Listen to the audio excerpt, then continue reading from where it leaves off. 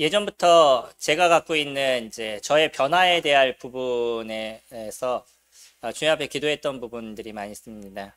개인적으로는 어떤 성격적인 부분들, 이제 이런 것 때문에 저 주님 앞에 기도하는 시간들을 이렇게 갖게 됐었는데, 사람이 살아오는 거는 그 환경에 대한 것을 무시하지 못하죠.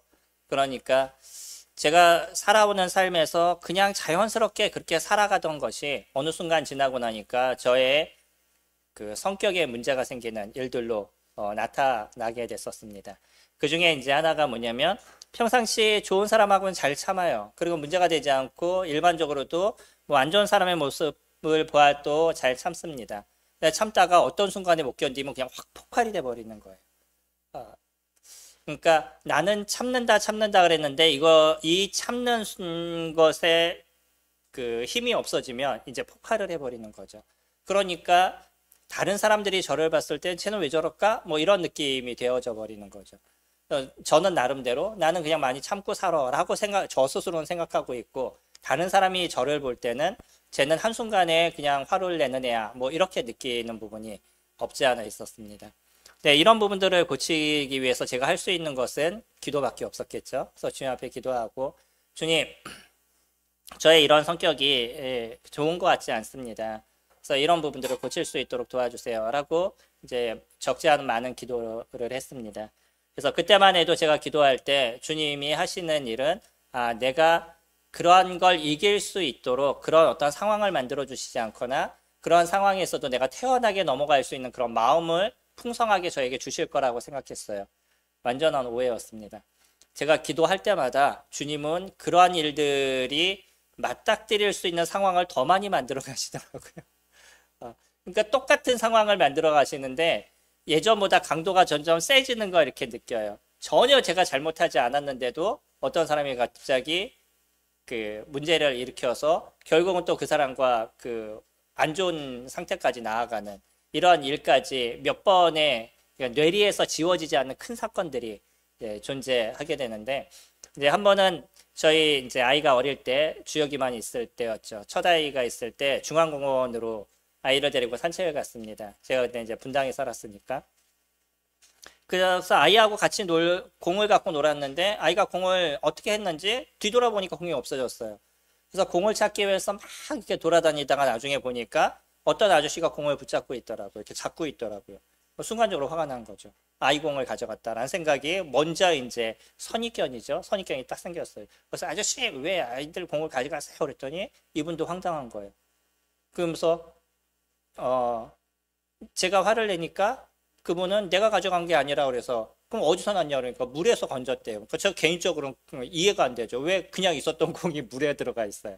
이런 거짓말을 한다 그러니까 더 화가 난 거죠. 그래서 그런 거짓말을 하시냐고 그랬더니 이분이 그럼 내가 건진 데서 네가 가져가라고 하면서 다시 물로 던져버리시더라고요. 그래서 그 호수에서 겨우겨우 공을 찾았어요.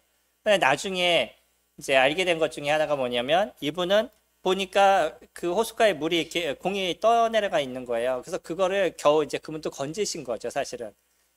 그 이전의 사건은 어떤 거냐면 어떤 젊은 친구인 것 같은데 공이 있으니까 뻥 차버린 거예요, 그냥. 애가 갖고 노는 공을. 그러니까 그 공이 물에 들어가 버린 거죠. 이제 보이지 않는 곳에서 그런 이제 사건들이 있었습니다. 그러면 그 아저씨의 입장에서는 당연히 화가 나겠죠. 그래도 그걸 또 다시 집어 던지시는 것도 대단하신데 그 물속에다 집어 던지시더라고요, 다시. 그런 걸 겪으면서 여러 가지 이제 고민을 같이 했습니다. 왜 이러한 상황에서 먼저 전후 문제에 대해서 좀 물어보지 않았을까? 그거에 대해서 얘기를 해보고, 왜 어떻게 된 것입니까? 왜 아저씨가 그 공을 갖고 계세요? 이 공이 저희 공입니다. 그러니까 그분은 네 거라는 증거를 대봐. 뭐 이렇게 나오시니까 이제 그런 부분에서 이제 저도 더 화가 났지만, 그 문제를 잘 얘기를 했으면 서로 어려움 없이 문제를 해결할 수가 있었을 텐데, 이제 그러지 않았던 것으로 인해서 또 하나의 즐거웠던 나들이가 어떤 면에선 상처를 받는 모습으로 이제 집으로 다시 이렇게 돌아오게 됐죠. 이거는 그나마 좀 단순한 사건이고요. 더 심한 사건은 저하고 전혀 상관이 없는데 구경하고 있는데 어떤 아저씨가 와가지고 갑자기 멱살 잡고 막 그랬던 뭐 여러 가지 일들이 있습니다. 그날이 대부분 아침에 기도한 날이에요. 주님, 오늘은 아무 일 없도록 제가 이런 어려움이 없도록 도와주세요라고 기도했던 그런 시간들이었습니다. 이런 일들을 겪고 나면 저희 자매는 저를 건들지 않아요. 전 저 혼자 또 어둠의 그 골목 안에 들어가서 방 안에 혼자 들어가서 이불 쓰고 혼자 그 있는 시간들을 가져요. 그런 시간들을 통해서 주님과의 어떤 대화하는 시간들이죠. 주님, 왜 그래? 왜 이런 문제가 생기면은 제가 이길 수 있도록 도와달라고 그렇게 기도했는데 주님은 저에게 이기게 하는 것이 아니라 더 큰 어려움을 주시는지 왜 그러시나요? 뭐 이런 끊임없이 이렇게 주님 앞에 그러한 원망 뭐 이런 이제 시간들을 갖다가 그러면서 느끼게 된 한 가지가 뭐냐면, 그래 네가 기도했잖아, 내가 이기도록 해주잖아, 뭐가 문제야 라고 얘기하시는 그런 이제 주님의 그 마음을 조금씩 기억하게 되는 거죠. 그러면서 이제 성경을 보면서도 하나님께서 하시는 일이 무엇인지를 더 정확하고 명확하게 이제 알아가게 됐습니다. 그렇게 저의 어떤 성격을 변화시키는 시간들을 가졌어요. 여전히 지금도 그런 모습들을 갖고 있지만, 그러나 예전만큼의 다혈질적이고 또 순간적으로 폭발하고 이런 부분은 조금씩 줄어들고 있는 거죠. 주님이 저희들에게 있어서 저희의 갖고 있는 모난 부분을 그냥 없애시지 않습니다. 잘 기억하시기 바랍니다. 많은 분들은요, 내가 성령 안에 있고 또 내가 무슨 그 믿음 안에 잘 있으면 그런 문제가 나에게 다 없어졌다라고 착각을 하셔요. 그러지 않습니다. 여전히 우리에게 존재하고 있고요. 내가 갖고 있는 것이 잠시 내 생각이 저쪽으로 가 있다 보니까 지금의 이 문제가 없는 것처럼 느껴지는 거지, 여전히 우리들은요 그런 성품을 갖고 있어요. 그러면 그 성품은 하나님께서 없애주시는 것이 아니고요, 우리가 이길 수 있고 그것을 넘어가도록 하도록 만드시는 것이 주님의 모습인 겁니다. 만약에 우리가 그냥 이렇게 갖고 있는 것을 그냥 딱 없애주셨다라고 얘기한다 그러면 성도님들 죄를 짓지 마셔야죠. 그러지 않으셔요? 여전히 마음속에서 죄성이 일어나지 마셔야 되지 않습니까? 근데 여전히 우리는 죄성이 일어나요. 근데 그 죄성이 일어나는 것을 우리는 이길 수 있는 힘을 저희들이 가져야 된다는 거예요. 물질에 대해서 어려움을 갖고 있는 분들이 계시고요. 어떤 분은 물건에 대해서 어려움을 갖고 계시는 분이 있고, 어떤 분은 뭐 여행이든 뭔가 내가 즐기는 것에 대해서 어려움을 갖고 있는 분이 있어요. 기본적으로 조금씩 하는 것은 문제가 되지 않아요. 그렇죠? 게임을 조금 하신다고 문제가 되시나요? 문제가 되지 않습니다. 문제는 뭐냐면 거기에 내 모든 시간이 다 집중되고 이랬었을 때 생기는 것이고, 그것으로 인해서 내 정신과 마음이 피폐하게 됐었을 때 이것이 우리에게 있어서 문제가 되어져 가는 거죠. 마찬가지로 내가 어떤 물건이 갖고 싶어서 사는 것, 그것이 문제가 되시나요? 문제가 되지 않습니다. 근데 어떨 때는요, 그 갖고 싶은 게 너무 많은 거예요. 그래서 그것을 갖지 않으면 못 견디는 것이죠. 그래서 어떤 사람은 그런 그 명품이나 이런 것을 가질 때마다 희열을 느끼시고, 그 명품을 집에다 이렇게 재워 놓으시는 것에 대해서 너무나 즐거워하고 재밌어 하셔요. 저는 들고 다니시면 괜찮을 것 같아요. 오히려 집에다 이렇게 보관해 놓는 재미로 이렇게 사 놓으시는데, 그것이 금액이 우리가 생각하는 상상 이상의 그런 금액을 사용하면서 그 명품을 채워놓는 것들, 뭐 한두 개 갖고 계신 게 문제가 되지 않겠죠. 저희 집에도 명품이 있습니다. 네. 근데 제가 봤었을 땐 도대체 이런 가방을 왜 돈 주고 사나 싶을 만큼의 그 가방이 있는데, 저희가 산 건 아니고요. 죄송합니다. 오늘따라 목이 많이 안 좋네요. 미국에 계신 저희 자매의 이모가 선물을 해주신 거예요. 그래서 유명한 브랜드의 가방인데 엄청 비싸더라고요. 근데 가방을 보면서 제가 느끼는 것, 도대체 이걸 왜 이 돈을 주고 사? 제가 생각하는 디자인이나 모양이나 전혀 아니에요. 한 번도 들고 나가서 저희 자매가 매지 않고 지금까지 한 10여 년을 그냥 집에 놓고 있는 그런 가방인데, 이런 부분에 있어서 마음이 너무 그쪽에 쏠리고 그것을 다 사지 않으면 못 견디고, 내가 생활에 문제가 생김에도 불구하고 그런 것을 사놓고 이런 것이 어려움이 되는 거죠. 우리는요, 하나님께서 우리에게 즐기라고 주시는 많은 것들이 있습니다. 근데 이 즐길 수 있는 많은 것들을 즐기면 되는 건데 이것이 욕심이 되고 이것이 유혹이 되고 힘들어지기 시작하면 저희들에게 있어서 문제가 발생하게 되는 거죠. 시험이라는 우리에게 있어서 유혹이라는 이런 자체는 우리의 삶에 문제가 생길 수 있도록 만들어가는 것들, 이런 것이 어려워져 가는 거죠.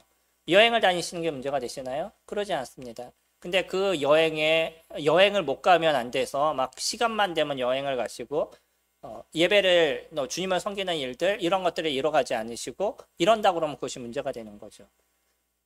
저에게 있어서는 개인적입니다. 전 개인적으로는 제가 주일날 여행을 가는 건 저에게 죄가 됩니다. 이건 저의 입장이에요.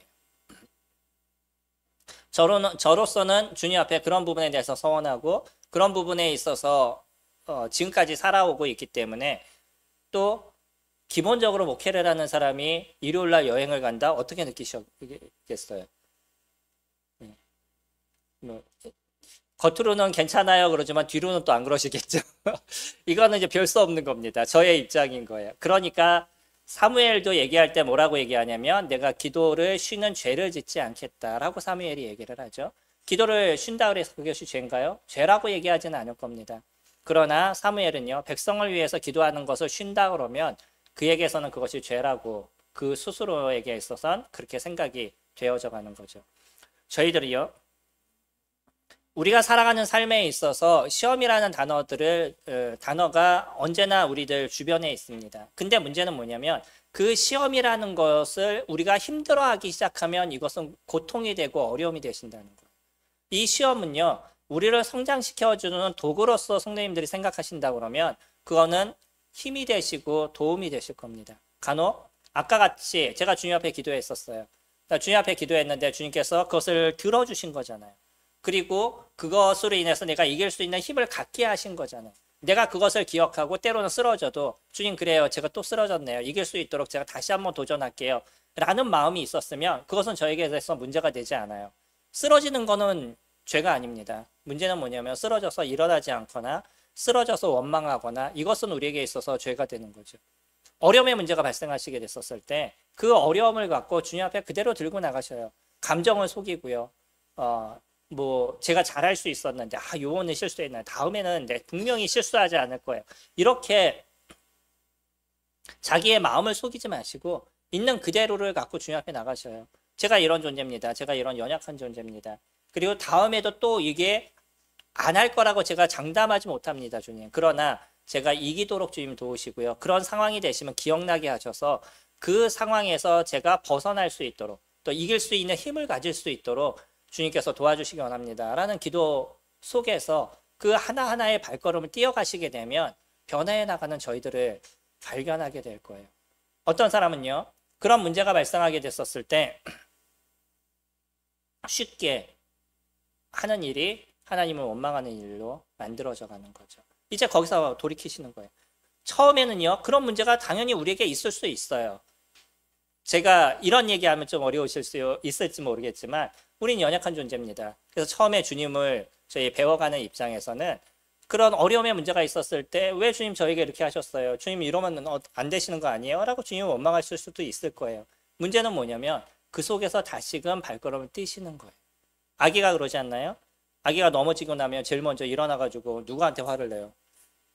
엄마한테 화를 내잖아요. 엄마가 넘어뜨린 것도 아닌데 엄마한테 화를 내고 그럼 엄마가 보면서 이런 때리셔요? 아니면 이렇게 보면서 그냥 이해하셔요? 아이니까 이해하잖아요. 그때는. 근데 만약에 고등학생이 그래. 그럼 어떠시겠어요? 이건 차이가 있는 거예요. 그러니까 우리의 모습에서 그런 단계들을 겪어가는 거죠. 겪어가면서 느끼는 건 뭐냐면 다시 하나님 앞에 발걸음 한 발씩 뛰어나가는 거. 그 뛰면서 우리들의 영적인 삶이 점점점 단단해져 가는 거. 이거는 믿음의 삶이 오래돼서 내가 영적으로 성장했다. 그렇게 말씀을 드리는 게 아닙니다. 이제 주님 믿은 지 얼마 되지 않았어도요.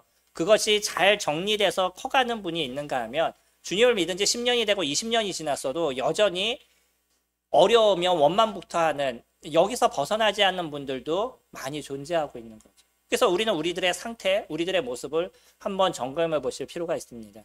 그래서 나의 모습이 어느 상태에 있는지 어떤 모습인지 보시고 거기에서 한 발씩 조금씩 뛰어갈 수 있는 부분들 그런 것을 저희들이 만들어가는 거죠. 시험이라는 이 단어는요, 여러 가지를 내포하고 있습니다. 일반적으로 우리가 시험이라고 얘기하면 말처럼 시험이라고 얘기했었을 땐 하나님께서 나를 시험하신다라고 생각하는 거죠. 근데요, 지난주에 우리가 살펴본 것처럼 지난주에 저희가 보았던 시험이라는 단어는 아마 시련이라는 부분으로 생각하시면 조금 편하실 겁니다. 그리고 오늘 우리가 교제할 것은 유혹이에요. 시험이라는 단어는 시험이란 단어 안에 함께 들어가 있는 거지만 그러나 시련이라고 얘기하면 우리들의 인생에서 생기는 어려움의 문제인 거죠. 그 어려움의 문제에서는 야고보가 얘기하는 것처럼 내 형제들아 너희가 여러 가지 시험을 당하거든 온전히 기쁘게 여기라 라고 얘기하고 있어요. 이것을 기쁘게 여기는 게 쉽지 않잖아요. 그럼에도 불구하고 기쁘게 여기라고 얘기하고 있는 이유는 이런 시련이 나를 성장시키는 도구가 되어져 가고 있다는 거예요. 그것을 내가 이해를 한다 그러면 그런 시련을 내가 이해를 하고 이것으로 하나님께서 하실 게 무엇인지를 내가 기대할 수 있는 심령과 그것을 어떻게 넘어갈 수 있을까요? 어떻게 이길까요? 라고 주님 앞에 나아가는 그런 모습이 됐었을 때 우리들이 거기에서 한 발짝씩 성장해 나가는 저희들의 모습이 되어져 가는 거죠. 그러니까 이 시련은 기쁨이 되어져 갈 수 있는 거예요. 어려움의 문제가 생길 수 있죠. 환경에서. 성도님들 환경에도 지금 많은 어려움들이 있지 않나요? 그런 어려움 속에서 어떤 기본적으로는 주님 왜 나에게 어려움을 주세요? 라고 얘기하는 게 사람들이 갖고 있는 기본적인 모습이라고 한다 그러면 이런 어려움이 있을 때 주님 이것을 통해서 저에게 배우게 하시는 것이 무엇일까요? 이런 어려움을 주님께서 어떻게 해결하시는지를 제가 알 수 있도록 도와주세요. 제가 이것을 벗어날 수 있는 힘을 주님 저에게 허락하세요. 라고 기도하시는 분은 큰 것들을 배워가는 시간들이 되어져 가시는 거죠. 그래서 이 시련이라는 부분을 원망이 아니라 하나님께 나가는 통로로 사용하게 됐었을 때 우리들의 그 영적인 삶에 큰 유익을 얻게 만들어 갑니다. 이게 이제 지난주에 저희가 같이 교제했던 거죠. 그래서 이 시험을 통해서 얻어지는 두 가지를 말씀을 드렸죠. 기억나시나요? 오늘 주보만 보셨어도 기억나실 텐데 두 가지. 하나는 인내, 하나는 지혜죠. 인내는 견뎌야 되는 거잖아요. 견딘다는 표현은 저는 그렇게 좋아하지 않습니다. 뭐냐면 부정적인 단어잖아요. 견딘다는 게. 그런 시련의 문제가 있었을 때 그것을 묵묵히 참아서 바라볼 수 있는 것. 우리가 그 속에서 얻어지는 게 인내인 거죠. 기다렸는데 하나님께서 해나가시는 것. 그러니까 내가 여기에서 한 발짝만 더 기다리면 하나님께서 해나가시는 것, 완전히 해결되는 것을 경험하는데 이 한 발짝을 뛰지 못해요. 여기서 참지 못하는 거죠. 그러니까 인내를 배우지 못합니다. 시련은요. 저에게 인내를 가르치는 중요한 도구가 되어집니다. 또 하나는 뭐냐면 이 시련의 문제가 우리에게 발생하게 됐었을 때 하나님께 지혜를 구하는 기도가 필요한 거죠. 주님, 제가 이것을 이길 수 있는 힘을 저에게 주시고요. 제가 이것을 어떻게 이길 수 있는지에 대해서 하나님의 말씀을 통해서 지혜를 저희에게 알려주세요. 하나님은 저희들에게 무엇이라고 얘기하시는지 제가 성경을 통해서 보게 하시고 그것을 붙잡을 수 있는 힘을 주세요 라고 얘기하는 지혜를 저희가 구하게 됐었을 때 이 시련은 저희에게 지혜를 주는 거예요. 그래서 그 다음엔 똑같은 사건이 발생하게 됐었을 때 예전과 같이 무너져 나가는 게 아니라 완전히 이기지 못한다 할지라도 어느 정도는 이겨간 힘의 모습이 되어져 가는 거죠. 그러면서 맞아, 하나님의 말씀이 나를 이렇게 변화시키고 하나님의 말씀이 이것을 이렇게 이겨갈 수 있도록 도와주시는 거야 라는 것을 저희들이 알게 되는 거잖아요. 그래서 이 시련은 인내와 지혜를 저희들에게 허락합니다. 그러나 이 시련의 문제가 있었을 때 원망을 하게 되면 두 가지를 얻을까요? 못 얻을까요? 인내도 얻을 수 없고요. 지혜도 얻을 수 없는 거죠. 왜냐하면 지혜는 기본적으로 하나님께 구하는 건데 하나님께 지혜 자체를 구하지 않기 때문인 거죠. 그래서 야고보는 너희가 지혜가 부족하거든 하나님께 구하라 라고 이야기를 했던 거죠. 오늘은요. 세 번째 저희들에게 주어지는 유익에 대해서 얘기할 때 12절 시험을 참는 자는 복이 있나니 이는 시련을 견디어낸 자가 주께서 자기를 사랑하시는 자들에게 약속하신 생명의 면류관을 얻을 것이기 때문이다 라고 얘기하죠.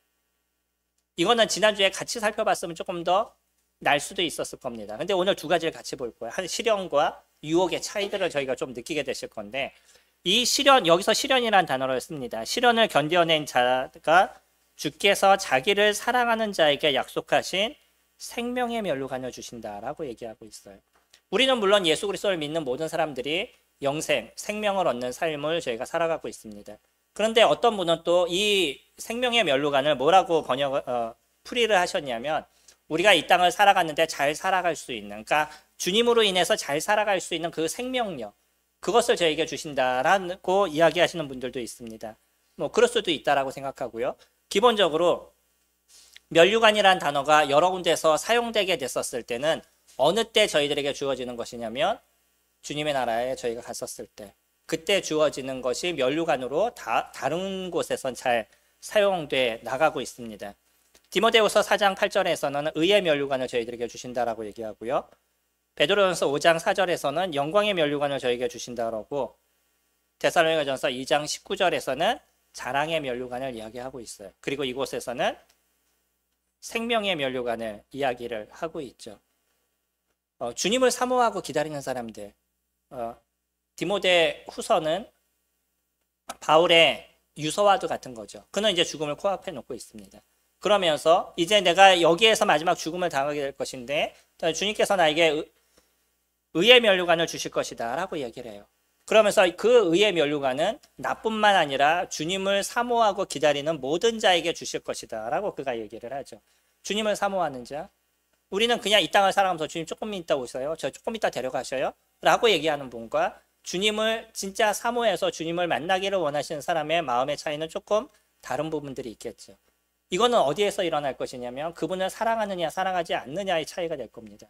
사랑하는 사람이 있어요? 만나고 싶어요? 안 만나기 싫어요? 만나고 싶죠? 예, 주님을 사랑한다라고 얘기해요. 근데 주님께서 그래 그러면 내가 너 오늘 데려갈게. 아니요, 지금은 안 돼요. 이건 사랑하는 걸까요? 사랑하지 않는 걸까요? 예, 사랑이라는 자체는 진짜 사모하는 거예요. 주님에 대한 사모가 우리에게 있고요. 그 사모의 마음이 있었던 바울의 마음처럼, 그러나 이 땅에서 나에게 맡겨주신 것 때문에 주님, 제가 주님을 사랑하지만 그러나 주님께서 말씀하신 그것을 제가 여기서 더 이행해 나가겠습니다. 제가 조금 더 참고 그것을 행해 나가겠습니다 라고 얘기하는 거는 좀 더 다른 얘기인 거죠. 그것이 바울의 마음이었었어요. 주님은 저희들에게 의의 면류관을 주신다라고 이야기를 하고 있고요. 그리고 이거는 좀 특별한 자에게 주어집니다. 영광의 면류관이라고. 이 영광의 면류관은 양을 돌보는 자들, 다시 얘기하면 목자들, 뭐 세상에서 얘기하면 목사들, 이런 그 영혼들을 돌보는 사람들, 이런 사람들에게 주어지는 것이 영광의 면류관이다라고 이야기합니다. 그리고 자랑의 면류관은요, 내가 복음을 전하고 사람을 교회 가운데 인도하고 이런 사람들에게 주어지는 거죠. 어떤 사람이 주님 앞에 돌아왔어요. 근데 내가 그 사람에게 이 생명의 말씀을 전해서 그 사람이 거듭났어요. 아니면 어떤 사람을 내가 교회로 인도까지 했었어요. 이런 일들을 이뤄가는 것들이 주님께서 주시는 또 하나의 자랑의 면류관이 될 것입니다. 그리고 오늘 저희가 살펴보는 생명의 면류관은 시련을 참을 수 있는 것, 시련을 인내하는 사람들, 여전히 하나님께서 이것을 이끌어 가시고 도우실 것에 대한 믿음을 가지고 그 믿음의 발걸음을 매일마다 뛰어갈 수 있는 힘이 있는 사람들, 그래서 인내를 배워가고 지혜를 배워가고 하나님 이것을 이겨갈 수 있는 힘을 매일마다 구할 수 있는 그런 심령을 갖고 있는 사람들에게 주어지는 것이 생명의 면류관이다 라고 얘기합니다. 근데 이 면류관은요, 우리가 주님의 나라에 가면 기본적으로 모든 사람들이 평등하다라고 생각하죠. 그래서 내가 이곳에서 열심히 섬기던 열심히 섬기지 않던 주님의 나라 가면 다 똑같을 건데 뭐 굳이 이곳에서 열심히 섬길 필요가 있어요 라고도 이야기를 합니다. 뭐 일반적으로 얘기할 땐 그러잖아요. 하나님 나라는 공평하다라고 우리가 얘기하기 때문에. 하지만 조금 더 공평한 건 무엇일까요? 수고한 사람은 수고한 사람에 대한 대가가 더 많아야 되는 것이 정상이 아닐까요? 주님의 나라에 이것이 부러움이 되고 막 그 미움이 되고 이러진 않을 겁니다. 그럼에도 불구하고 어떤 사람이 갖고 있는 그 면류관들, 머리에 쓰고 있는 이런 것은 아니지만 이런 부분이 될 것입니다. 아마 우리 이제 연말을 조금 지났잖아요. 네, 올해는 연말이지만 그 연예대상에 대해서 잘 방송을 못했죠. 상황이 좀 급박한 올 한 해를 보내다 보니까 그때 비행기 사고가 있어서 연예대상에 대해서 나중에 뭐 1월 달에 와서 방송한 그런 그 곳도 있더라고요. 근데 연예 대상을 이렇게 받을 때 보면 내가 상을 받던지 받지 않던지 모든 연예인들이 함께 참여를 해요. 그리고 다른 사람들이 상을 받으면 함께 박수를 쳐주고 함께 즐거워하죠. 아마 주님의 나라에 가면 이런 모습이 되지 않을까요? 주님이 저희들에게 영광의 면류관을 씌워주시고 그랬을 때 모든 사람들이 그 사람에게 있어서 수고함에 박수를 쳐줄 수 있고, 그리고 이것은 영원히 그 나라에서 존재할 수 있는, 그러니 이거 얼마나 큰 영광의 모습이 저희 가운데 되어져 갈 거예요.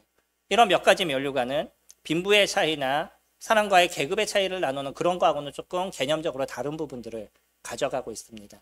그럼에도 불구하고 그 사람의 수고에 대해서 함께 칭찬하고 함께 마음을 주는 그런 모습이 될 거예요. 이 땅에서의 성도님들의 수고와 주님을 위한 이 시련을 참는 일들이 결코 헛되지 않으실 겁니다. 이 땅에서 주어지는 주님의 은혜가 있을 뿐만 아니라 주님의 나라에서도 저희들에게 보상하시는 주님의 손길이 저희들에게 있다는 거예요. 그러니까 열심히 주님을 위해서 섬김의 삶을 살아가는 것 결코 후회하거나 헛되지 않다는 것이죠. 이것이 시련을 통해서 저희들에게 주어지는 놀라움의 은혜입니다. 이 땅에서 주어지는 은혜뿐만 아니라 주님의 나라까지도 저희들에게 허락하시는 은혜이기 때문인 거죠. 오늘 조금 더 집중적으로 보기 원하는 건 13절입니다. 사람이 시험을 받을 때 내가 하나님께 시험을 받는다 하지 말라. 하나님은 악에게 시험을 받지도 아니하시고 친히 아무도 시험하지 아니하시느니라. 오직 각 사람이 시험을 받는 것은 자기 욕심에 이끌려 미혹됨이니. 시험을 얘기할 때 두 가지를 얘기한다고 말씀드렸죠. 하나는 아까 얘기했던 시련입니다. 두 번째는 유혹이에요. 유혹도 또 하나의 시험이다라고 얘기하죠. 어떤 다이어트 하시는 분이 친구가 그 맛있는 걸 딱 사다 줬어요. 그럼 딱 보면서 뭐라고 얘기해요? 나를 유혹하지 마 이러잖아요. 네. 그게 꼭 하나님께서, 그러나 이제 여기서 얘기하는 건 뭐냐면 재밌는 표현을 쓰죠. 조금 전에 얘기할 때, 아까 저희 2절에서 봤을 때는 시험을 받을 때 즐거워하라라고 얘기를 하고요. 여기에서는 하나님은 시험하지 않는다라고 표현하죠. 뭔가 반대되는 듯한 얘기를 하잖아요. 두 가지의 차이가 있는 겁니다. 처음엔 시련에 대한 부분이라고 그러면, 두 번째 지금 얘기하는 건 유혹에 대한 부분이에요. 하나님은 저희들을 유혹하시는 분이 아니에요. 왜냐하면 유혹이라는 단어는 기본적으로 무엇이 있는 거냐면 그 사람이 죄를 짓도록 만드는 것, 이것이 유혹인 거죠. 유혹했는데 그 사람이 공부를 잘하게 돼요. 그럼 그건 유혹일까요? 아닐까요? 시련이 되겠죠. 어떤 면에서는요. 그거는 유혹이라고 얘기하지 않아요. 근데 유혹은 뭐냐면 그것을 통해서 그 사람의 모습이 잘못된 모습으로 만들어져 가는 것, 이것을 우리가 유혹이라고 보통 이야기를 하고 있죠. 하나님은요, 죄로 인해서 저희들을 죄에 빠지게 만들도록 유혹하시는 그런 분이 아니십니다. 그리고 그분 스스로도요, 원래 죄와 상관없는 분이고 죄를 지을 수 없으신 분이시 하나님이신 거죠. 그런 하나님이 우리를 죄를 짓도록 유혹하신다? 이것은 불가능한 거예요. 그래서 17절에 온갖 좋은 은사와 온전한 선물이 다 위로부터 빛들의 아버지께로부터 내려오나니. 하나님께서 우리에게 좋은 은사, 은혜, 선물, 여기서 얘기하는 선물이라는 단어, 은사라는 단어는요, 카리스라는 단어로 은사라고도 번역이 되고 은혜라고도 번역이 되는 두 가지로 같이 사용되어 가고 있습니다. 하나님께서 저희들에게 주시는 은혜에 대한 부분인 거예요. 이거는 다 어디에서 내려오는 것이냐면 하늘에서부터 저희들에게 내려오는 것이죠. 그런 온갖 좋은 것을 주시는 것은 하나님이신 거예요. 그래서 그는 변함도 없으시고 회전하는 그림자도 없으시다. 네, 그림자가 없다는 건 죄가 없다라는 것을 은유적으로 저희에게 표현하고 계시는 거죠. 그런 분이 우리를 유혹해서 사람들을 죄 가운데 빠지게 만드느냐? 그러지 않다라는 것을 지금 야고보는 얘기하고 있습니다. 그러면 그 유혹은 누가 하는 거예요? 예, 사단이 우리를 유혹하는 겁니다. 그는 두루 다니면서 삼킬 자를 찾는다고 베드로는 이야기를 해주고 있어요. 욥을 유혹할 때도요, 그때도 전 세계를 다니면서 유혹할 자를 찾고 있었던 게 사단의 모습이었던 거죠. 지금도요, 저희들의 삶을 유혹하기 위해서 많은 그 계략을 짜고 있는 것이 사단의 모습이에요. 이상하게 저희가 그 걸리는 문제에서 계속 걸리지 않으시나요? 어떤 문제는 그렇게 문제가 되지 않아요. 근데 한 문제에 대해서 자꾸 걸려요. 그 문제 때문에 계속 고민하고 자꾸 쓰러져요. 왜 그런지 아셔요? 그게 내가 갖고 있는 제일 연약한 부분인 거예요. 그리고 내가 갖고 있는 그 제일 연약한 부분을 누가 또 제일 잘 알고 있냐면 사단이 잘 알고 있어요. 그래서 자꾸 그거와 같은 문제를 만들고 거기서 넘어지게 만들고 쓰러지게 만들어서 누구에게 벗어나게 만들어요? 하나님께 벗어나게 만드는 것. 이것이 사단이 해나가고 있는 일들인 거예요. 하나님은요, 저희들을 죄로 유혹하지 않았습니다. 그리고 이 문제로 인해서 사단은 끊임없이 우리가 이 죄에 빠지게 만들어서 우리를 자괴감에 갖게 만드는 거예요. 난 그래도 열심히 주님을 섬기고 싶어요. 근데 자꾸 이런 문제에 대해서 걸리게 되면 이제 그때부터 고민하기 시작하죠. 무엇부터 시작이 돼요? 내가 주님을 믿은 건가? 뭐 여기부터 시작이 되죠. 그러면서 나는 이건 도저히 할 수 없는 일인가? 나는 왜 이러한 사람인가? 자기 비하에 빠지게 되고 자기 비하를 하다 결국은 그 교회를 가거나 주님을 섬기거나 이런 것에 대한 문제점을 찾으려고 노력하고 그래서 그것이 아닌 것처럼 생각하고 교회를 안 나가도 되는 것처럼 생각하고 자꾸 자기를 보호하려는 문제로 만들어져 나가요. 어떤 유혹에 빠지시는 부분에 있어서요. 그러면 안 되시겠지만 그러나 너무 어려워하지 않으셨으면 좋겠습니다. 그것에 대해서 옆에 있는 사람들을 비난하지 않으셨으면 좋겠습니다. 왜냐하면 우리 스스로도 유혹에 잘 빠지지 않나요? 나는 그게 어렵지 않아요. 그러나 어떤 사람은 그것이 힘들 수 있어요. 가령 저는 먹는 것에 대한 유혹이 그렇게 많지 않기 때문에 그것에 대해서 어렵지 않아요. 근데 어떤 사람은 그걸 못 먹으면 못 견뎌요. 저는 이해가 안 되지만 사람마다 다르다는 거예요. 근데 그것을 갖고 내가 비난할 필요가 있는 게 아니잖아요. 나는 괜찮다고 딴 사람을 비난하는 게 인간이 갖고 있는 죄성인 거죠. 나는 잘하고 있는 것처럼. 그러나 저 사람은 못하고 있는 것처럼. 그런데요. 다를 수 있다는 거예요. 그런 다를 수 있는 것을 우리는 인정하고 이해하는 거죠. 그리고 그 부분에 대해서 함께 기도해 주시면 돼요. 우리들 스스로도요. 내가 갖고 있는 제일 안 되는 부분이 있는데 그 안 되는 부분에 있어서 넘어지게 됐었을 때 또 안 되게 됐었을 때 자기 스스로를 비하하고 내가 그리스도인이냐 내가 이거밖에 안 되느냐 난 여전히 무슨 멍청이야 뭐 이렇게 얘기하고 뭐 이럴 필요가 없으시고요. 거기에서 다시 한번 발걸음을 뛰셔요. 주님 제가 또 쓰러졌습니다. 그러나 다시 일어나기를 원합니다. 제가 이 문제에서 해결되기를 원합니다. 주님께서 도우시고 함께 해주시기 원합니다. 옆에 있는 사람들이 그래 네가 뭐 그런 넌 안 돼. 부모님들이 아이들한테 잘하는 얘기가 있잖아요. 그래 네가 그렇지 뭐 이 얘기 우리 부모님들 너무 잘하지 않으셔요? 이거 진짜 하지 마셔야 될 얘기입니다. 아이들이 잘못된 문제가 됐었을 때 그래 괜찮아 그래 일어나 라고 얘기해 줄 수 있고 안아줄 수 있는 것. 그래 잘못된 거는 정확하게 이거는 엄마가 얘기했는데 네가 안 했으니까 여기에 대한 벌은 네가 받아야 돼 라는 거는 얘기해 줄 수 있지만 그걸로 인해서 그 아이를 비하해서는 안 돼요. 그럼 아이는요 자꾸 그 자존감이 떨어진 상태에서 어릴 때부터 크게 되는 거예요. 하지만 아까 말씀드린 것 죄와 관련된 거는 분명히 거기에 대한 치리는 하셔야 된다는 거예요. 하나님이 동일하십니다. 하나님이 저희가 쓰러졌다 그래서 저희들을 비난하시거나 비하하지 않으셔요. 하지만 무엇은 정확해요? 죄에 대한 대가는 정확한 거예요. 왜냐하면 그거는 하나님이 공의로우신 하나님이시기 때문에 왜 우리에게 죄를 짓지 말라라고 얘기하시냐면 그 죄가 저희들을 고통스럽게 만들기 때문인 거예요.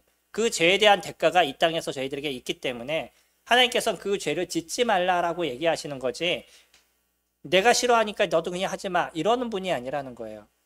우리에게 더 큰 은혜를 주시기 원하는 것이 하나님께서 죄를 멀리하게 하기 위한 것 그거에 대한 부분인 거예요. 저희들 꼭 우리에게 있어서는 그래서 이 유혹을 이기는 거는 확실한 인지가 저희들에게 필요하겠죠. 제가 고혈압이 있는데 그 고혈압과 관련된 음식을 너무 많이 먹어요. 문제가 있겠죠. 그럼 그런 건 절제해야 되잖아요. 하지 말아야 되잖아요. 제가 고지혈증 약도 먹는데 그럼 그것과 관련된 음식들이 많아요. 그럼 그런 것들은 절제해야 되는 거죠. 당연히 해야 되는 거잖아요. 우리에게 있어서 내가 해야 될 것과 하지 말아야 될 것이 구분이 좀 필요한 거예요. 성도님들이 하셔야 되는 건 뭐죠? 예, 하나님의 말씀 안에 거하시는 거예요. 그래서 말씀을 읽으시라고 그러고 저희 교회가 자꾸 성경을 알려드리려고 그러고 노력하는 이유는 내 스스로가 해야 될 것을 구분하시라는 거예요. 그래서 성경을 아셔야지만 내가 무엇을 해야 될지 무엇을 하지 말아야 할지가 구분이 되시는 거잖아요. 내 거는 주님의 말씀 안에 있는 거예요. 그럼 남의 거는요? 반대잖아요. 주님의 밖에 있는 거예요. 그러니까 하나님 말씀 안에 밖에 있는 거는 내 게 아니에요. 그 내 게 아닌 거에 대해서 굳이 가지려고 노력하지 마시라는 거예요. 길거리 가다가 어떤 분이 진짜 맛있는 걸 먹어요. 나도 먹고 싶어. 내가 먹고 싶으니까 줘. 그리고 따라서 먹지 않으시잖아요. 그렇죠? 내 게 아니니까. 마찬가지로 그리스도인들은요. 그리스도인 것을 가지셔야 돼요. 그리스도인이 아닌 거, 그리스도인의 것이 아닌 것을 가지려고 노력하시면 거기서부터 문제가 발생하게 되는 거죠. 유혹은 그런 겁니다. 그래서 내 게 아니었었을 땐 전 유혹을 받지 않아요. 남이 아무리 좋은 차를 갖도요.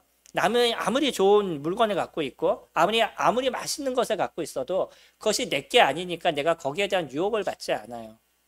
내 게 아니니까. 내 게 아닌데 굳이 그것을 내가 가지려고 해봤자 내 맘만 아프니까 신경을 쓰지 않는 거죠.